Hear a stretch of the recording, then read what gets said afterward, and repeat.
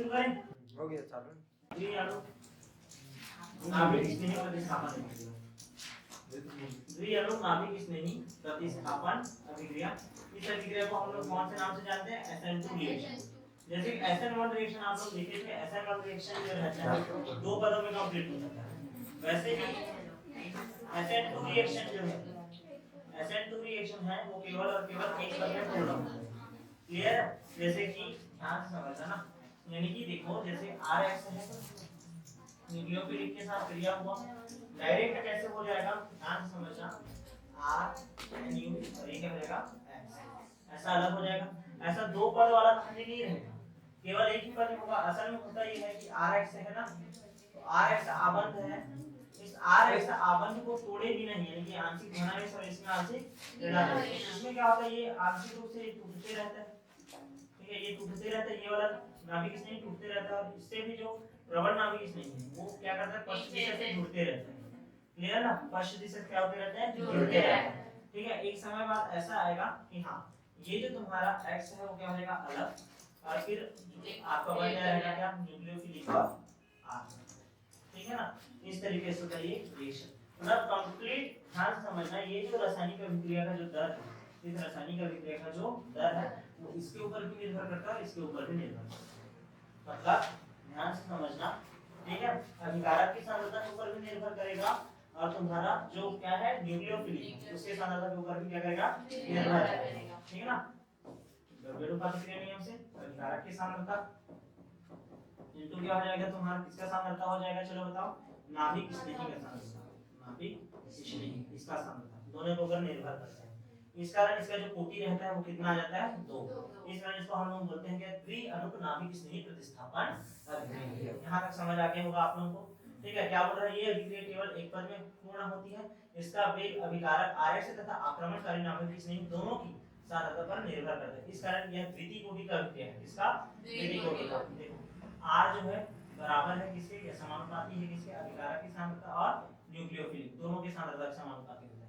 अच्छा, इस अभिक्रिया में संक्रमण अवस्था का निर्माण होता है। जैसे कि एक एग्जांपल लेकर चलता हूं, ठीक है, आप लोगों को एक एग्जांपल दे रहे हैं किसका?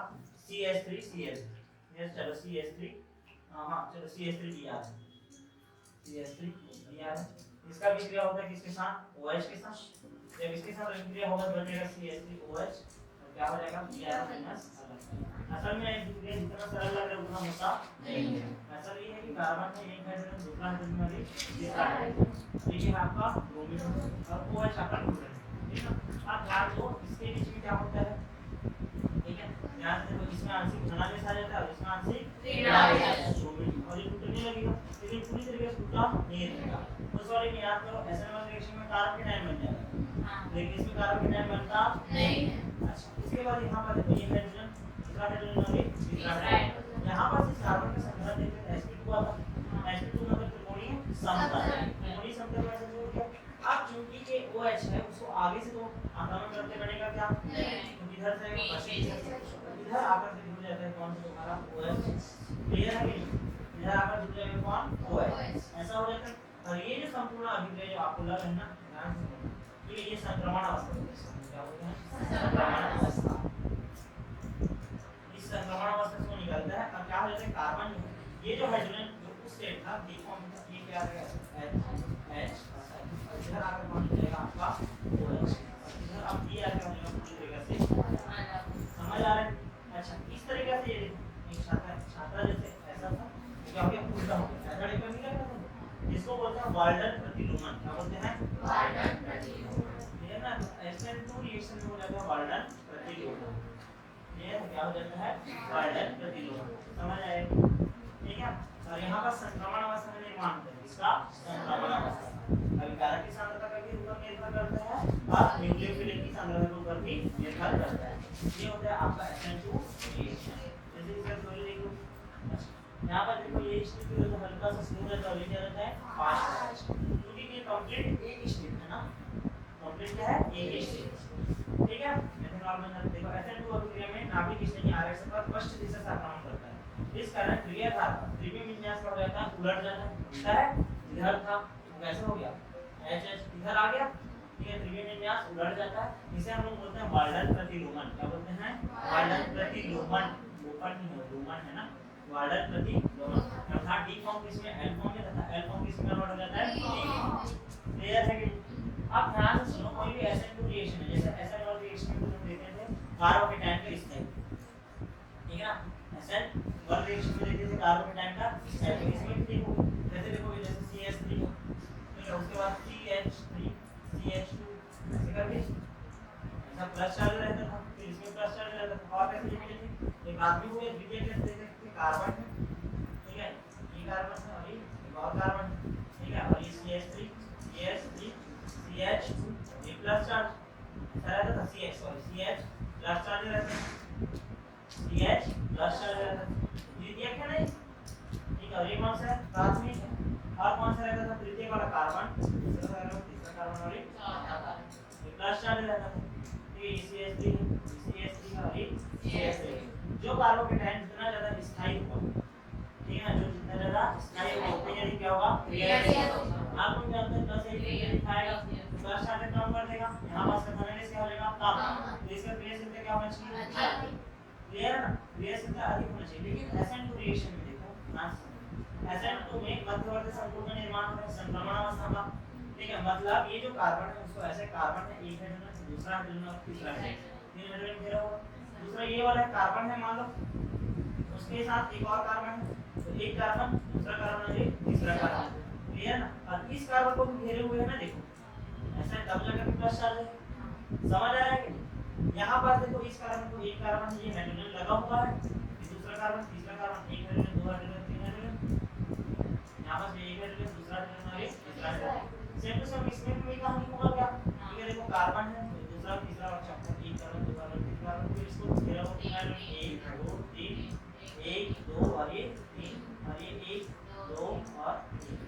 अब कभी भी जो नाभिक स्थिति आता है मैं तुमको बताया था, अब रिसर्च आक्रमण तो कर नहीं सकता क्योंकि उधर कौन जुड़ा रहता है, द्विबल नाभिक स्थिति वो हटा रहता है क्या, क्योंकि इधर से आएगा वो पश्चिम दिशा से आएगा, इसमें आसान करना यानी इसमें देखो sp2 संकरण है यहां पास, ठीक है ना, इस वाले पे भी संकरण आएगा sp2 संकरण आएगा, ठीक है, तो इसमें पश्चिम दिशा से आक्रमण करना OH आएगा डायरेक्ट यहां आकर के क्या हो जाएगा यहां पास ऐसा आकर के जुड़ सकता है, क्लियर है, वो उतना ज्यादा दिक्कत देगा क्या नहीं, लेकिन यहां पास आएगा तो OH को इतने सारे से गुजरना पड़ेगा, इसमें और ज्यादा और इसमें तो और ज्यादा, इसको बोलते हैं त्रिविन्यासी बाधा प्रभाव, त्रिविन्यासी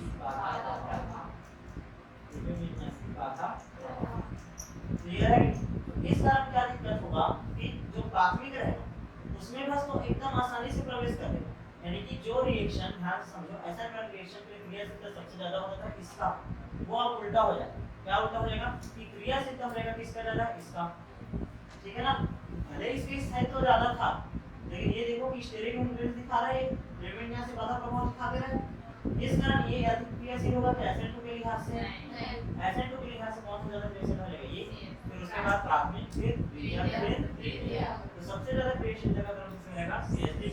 देखो SN2 अभिक्रिया में सर्वाधिक क्रियाशीलता प्राथमिक RH में होती है क्योंकि इसमें त्रिविन्यास का बाधा प्रभाव सबसे कम होता है, सबसे कम बाधा है, आसानी से OH इसमें पर जुड़ सकता है, ठीक है, सबसे कम क्रियाशीलता किसमें होता है तृतीयक में, इसमें तृतीयक में क्योंकि इसमें त्रिविन्यास से बाधा प्रभाव क्या रहेगा सबसे ज्यादा है, इस कारण न्यूक्लियोफिलिक आसानी से एल्किल समूह यानी इससे जुड़ नहीं पाएगा, OH आएगा देखो पहले इससे टकराना पड़ेगा फिर इससे टकराएगा तब जाकर किस कार्बन में जुड़ेगा, यही कार्बन है ना, हमें इसी वाला ये है ना, इन सब कार्बन से मतलब है क्या उसको नहीं, ये वाला से टूटे है ना, जो भी दुर्बल नाभिक स्नेही था वो, समझ आ रहा है कि नहीं, क्लियर है बॉस, क्लियर है, तो इस तरीके से आपका कंप्लीट होता है कौन सा रिएक्शन SN2।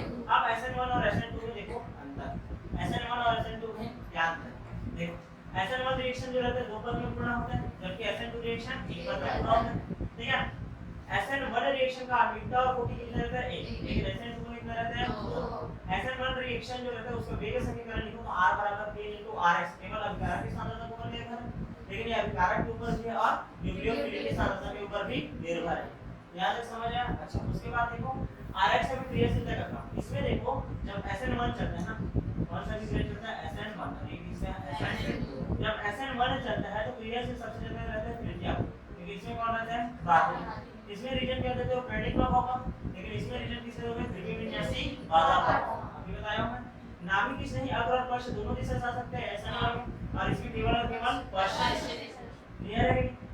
ध्यान से समझना, ध्रुवीय विलायकों में वेग बढ़ जाता है क्योंकि इसका क्या होता है आसानी से आयन, अरे अध्रुवीय विलायकों में इसका वेग क्या रहता है ज्यादा रहता है। इसमें रेसिमिक मिश्रण मिलता है 50% डी फॉर्म 50% एल फॉर्म, और इसमें मिलता है वाल्टन प्रतिलोम, क्या मिलता है वाल्टन प्रतिलोम। इसमें मध्यस्थ कार्बोकेटायन बनता है, कार्बोकेटायन गैस का देते हैं, लेकिन इसमें कार्बोकेटायन नहीं बनकर क्या बनता है संक्रमण अवस्था, क्या बनता है संक्रमण अवस्था। यहां तक समझ आया। अब SN2 रिएक्शन के पक्ष में प्रमाण देखो, 1 बराबर R is equal to K into RX और थीटा, मतलब अभिकारक की सांद्रता RX कारक है और उसके साथ कौन अभिक्रिया कर रहा है नाभिक स्थिर, तो दोनों का सांद्रता लिए है और इसमें क्या होता है वर्णन प्रतिलोमन। यहां तक समझ आया। अब एक क्वेश्चन आता है, जैसे कि तुम्हारे पास तृतीयक एल्किल हैलाइड है, तृतीयक एल्किल हैलाइड है, तृतीयक एल्किल हैलाइड और कौन सा है प्राथमिक एल्किल हैलाइड, क्लियर है। इस तृतीयक वाले में, तृतीयक का तो समझ गया ना, एक कार्बन फिर दूसरा कार्बन फिर उसके साथ कोई हाइड्रोजन जुड़ा है ऐसा वाला, ठीक है। और प्राथमिक तो ये नॉर्मल CH3CH2 वाला, ये ऐसा वाला, ठीक है। इसका जलापठन किया जाए, जलापठन मतलब H2O, H2O में से टूटेगा H प्लस और OH माइनस, मतलब OH माइनस जोड़ रहा तुम इसमें, OH माइनस जुड़ेगा, OH माइनस जुड़ेगा तो बताओ ये रिएक्शन में तृतीयक वाले में SN1 अच्छा आसान रहेगा कि SN2, कौन सा आसान रहेगा SN2। तो तृतीयक एल्किल हैलाइड किस विधि द्वारा काम करेगा SN1, और ये किसके द्वारा काम करेगा SN2, इसके द्वारा जलापठन आसान रहेगा SN2। और तृतीयक एल्किल हैलाइड का मान लो जलापठन करो मतलब उसमें OH माइनस जोड़ो तो SN1 की क्रिया विधि दिखा सकते हैं और SN2 की क्रिया विधि दिखा सकते हैं। समझ आ रहा है कि नहीं? देखो प्राथमिक एल्किल हैलाइड का जलापठन SN2 क्रिया विधि से होता है, प्राथमिक पे देखो SN2 क्रिया विधि से होता है क्योंकि SN2 अभिक्रिया में त्रिविमीय विन्यासी बाधा प्रभाव का अभाव होता है, क्या होता है अभाव होता है, क्लियर है ना। इस कारण नाभिक स्नेही OH आसानी से परमाणु से जुड़ सकता है और हाइड्रोजन को प्रतिस्थापित कर सकता है, लेकिन SN1 अभिक्रिया से प्राथमिक एल्किल हैलाइड का जलापठन आसानी से होता नहीं, क्लियर है, क्योंकि कार्बोकेटायन क्या रहता है अधिक अस्थायी रहता है, क्या रहता है अस्थायी रहता है। पूरा रीजन समझा रहा